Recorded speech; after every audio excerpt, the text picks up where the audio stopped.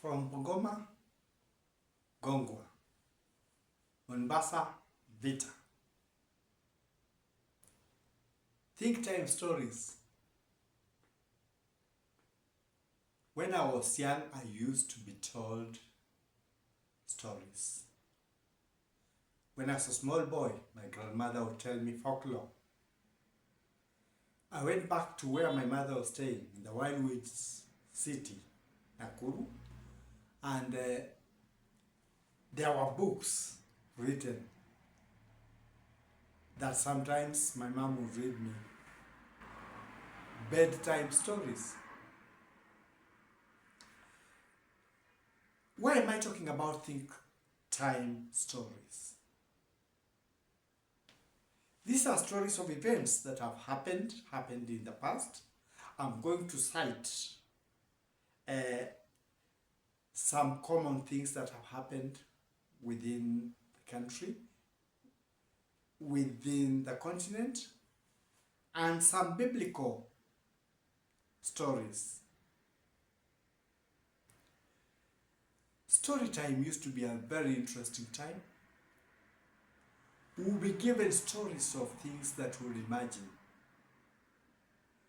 We will be given stories of ogres, of giants, of wild animals, how clever some were. And they used to be enjoyable.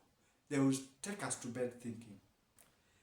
This time I want us to think about certain aspects in our lives, political or general. I'm going to start with Abraham and Sarah. One time they had camped where they were in the desert, and they saw 3 people coming.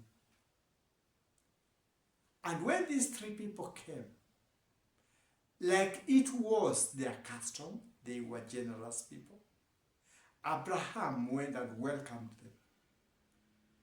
He asked Sarah to prepare them a young lamb, butter, and all those good things that go with that. After these people had eaten, they realized that they were angels sent by God. And an angel told Sarah, though we told God told Sarah, because an angel was sent by God, by the way, that by next year, a time like that time they had visited, though she was old, she would be blessed with a baby boy. And Sarah laughed. Then the angel told her, you laughed. And Sarah said, I did not. But there was an instance of the fact that you laughed. And sure, by that time, the following year, Sarah had a baby boy, and she called him Laughter or Isaac. Laughter or Isaac. Out of their kindness, they were able to welcome blessings. I come back to Kenya. When we were in school, we read about a family in Baringo.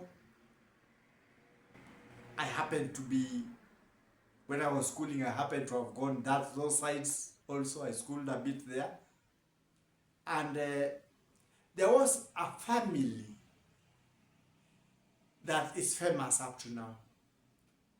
Their neighbors had plenty. The area had plenty. They had a lot of milk. They had a lot of food, a lot of millet, name it. But they were not generous. They would bathe in milk. That means there was plenty. And one time, a visitor, an old woman, came to the families, but nobody welcomed them. But there was one family called the Sogomo family. They welcomed this person, gave her milk, gave her food, and prepared a place for the visitor to sleep. Early in the morning, before people could wake up, the visitor told them, I've come to condemn this place for its unkindness to the people, for the wastefulness of the resources. So, can you get up and follow me? And the whole family followed her, not him. And whenever they passed, behind them, there was water seeping, forming, and swallowing everybody in the village. They are the only people who survived because of the kind act that they gave this stranger. This is the famous Sogomo family. That is the story of the formation of Lake Bogoria, Bogoria, where there are hot springs. And then I thought of somebody who is also famous in history. She's known to have been very beautiful. She overthrew her brother with Julius Caesar to become the Pharaoh of Egypt. She used to bathe in milk and use very expensive perfume. The art of perfuming, she's the one who uplifted it to where almost the standards we use today. The Egyptians used to use perfume. But with her, she wanted to stay young, so she would bathe in milk, she would use special perfume. But her end out of that wastage was bad because of certain things that happened politically, and she had to commit suicide when the kingdom was taken from her. It also brought the idea of Lot's family, the nephew to Abraham. After those angels had visited, they went to a place called Sodom, where Lot's nephew used to live, and he was very welcoming. But the people were not welcoming. So they told him, we've come to judge this place. So, very early in the morning, follow us. And they followed them, and they told them not to turn back. Turning back means you found the path, you found the truth, but you want to go back to the old things. The wife of Lot turned back, and she was changed into a pillar of salt. Why am I talking about these things? There have been happenings within our country, Kenya. Some of us take them for granted. Some of us say it's because we have planted lots of forests. But it may be the case, but that's not the only case. There is something spiritual also going on. We've lost our sense of directions, politically, physically, socially. A town like where I was, Nakuru, the lake used to be deep inside. The last time I heard from those who had been there, the water has come up to the gate. It has swallowed up to the gate, the place where the gate is, and is still encroaching. There is an encroachment of water in the Naivasha area. We've seen landslides. Recently, is it this week? Okay, we shall talk in whispers and say these are natural events. No problem, they are natural events. But where are they happening, following one another? Maybe like the Sogomos were told. Maybe like Abraham was told. These signs may be a warning to us to reform. So as a Kenyan citizen, as a citizen of the world too, I'm a Kenyan citizen. The world should learn from things that are happening. Our country should learn from things that are happening. That these ones are not just natural happenings. It's a communication from God. It's a communication from nature. That I'm angry. And unless you change, worse things may happen. So, it's a time for us to ask ourselves, could that be that happening be part of what we are engineering in the social life? We are engineering in the political life? We are engineering in the economic life? Or are they just happening? Unless we come to our senses and ask ourselves these tough questions, sometimes they are not pleasant, but these are the questions that remain. We might find ourselves in a situation, God forbid, that we may not like. So God gives warnings. And just like Jonah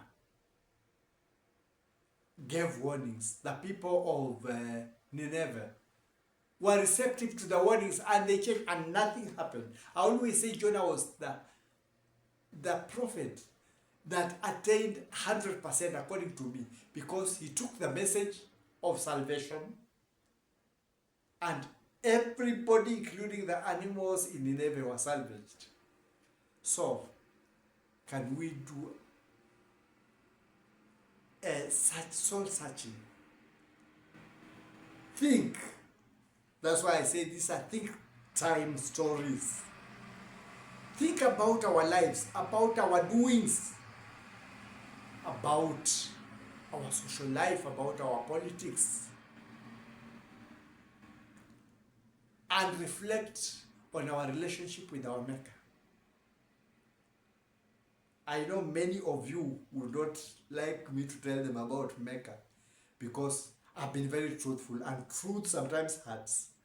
So when a lie is a lie, it's exposed as a lie, and sometimes it hurts. But it's better to know the truth than keep floating on a lie that makes you feel good when it's not the truth. I've talked about religions. I've talked about the books.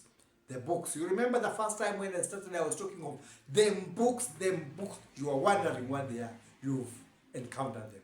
Now you know the truth. Let's stick with the truth. Let's take faith. Let's believe in God. And these things, I believe, will come to an end. This is a communication from the Most High, telling us that everything is not right. But we tend to ignore it, choose to ignore it. Sometimes we may ignore things to our own peril. Let's reform.